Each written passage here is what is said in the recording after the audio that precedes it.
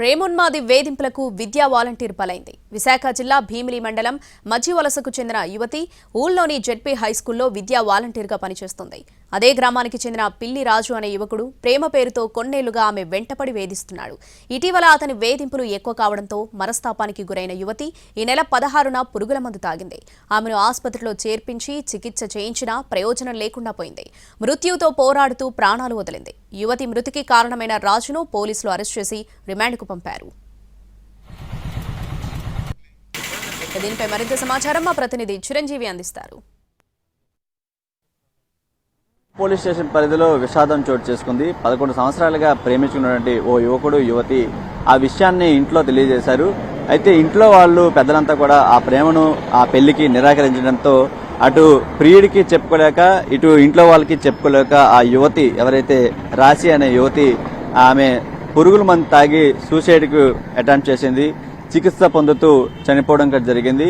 దీని మీద ఎవరైతే బాధితురాలు అంటే యువతి ఉందో వాళ్ళ యొక్క పేరెంట్స్ ఇచ్చినటువంటి కంప్లైంట్ ని నమోదు చేసుకుని దాని ఆధారంగా పోలీసులు కేసు నమోదు చేసుకుని ఆ మృతికి కారణమైనటువంటి పిల్లి రాజు అనే యువకుడిని అరెస్ట్ చేసి రిమాండ్కి తరలించారు. భీమిలి మండలం మధ్యవలస గ్రామం ఈ ఘటన చోటు చేసుకుంది.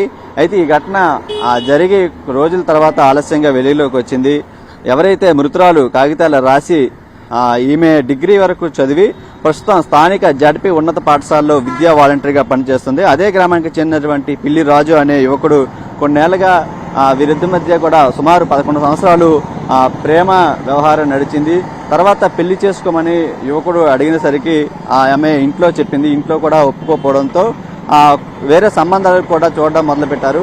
ఆ పెళ్లి చేసుకుంటే నేను చనిపోతాను, నిన్ను కూడా ఇదని చెప్పేసి వాళ్ళని కొన్ని ఇచ్చేయడం జరిగింది. దీంతో ఆమె ఎవరికీ చెప్పుకోలేని పరిస్థితిలో ఈ విధంగా విసుగు చెంది ఇటు ప్రేమించిన వాడికి దక్కకుండా కన్నవాళ్ళకి దక్కకుండా ఈ నెల 16వ తేదీన పురుగుల మందు తాగి సూసైడ్కి అటెంప్ట్ చేసింది. తర్వాత అక్కడ దగ్గరలో ఉన్నటువంటి ఎన్ఆర్ఐ హాస్పిటల్లో చికిత్స పొందుతూ 21వ తేదీన చనిపోవడం జరిగింది.